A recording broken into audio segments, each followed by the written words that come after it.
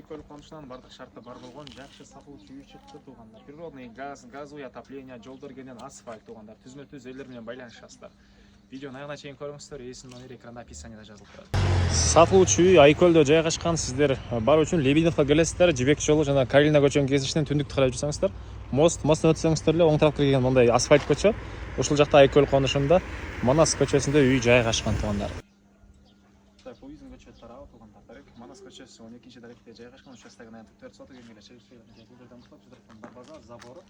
Ошондой эле батыш келген кебул забор бүткөн жерге чейин жол менен асфальт, природный газ, суу, свети бар экен. Поезддин батыш тарабы баштаган эле батыш жери бул жерге чейин туугандар. Участок 4 буштуу туура формалуу. Ошондой эле мекей кошуналган туугандар. Көрүнүшү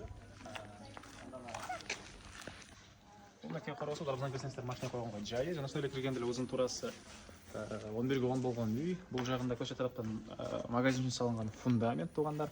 Документтери кызыл китеп, техпаспорт баары даяр. Алсаңыздар сразу эле оформление дейт туугандар.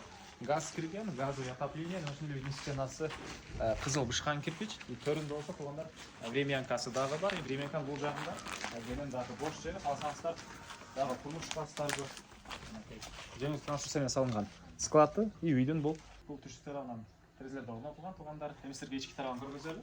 Кошка туугандар. Оң тарапта отопление котелдор жайгашкан, газовый котел жана көмүр менен жууган котел. Бери карай жүрөбүз.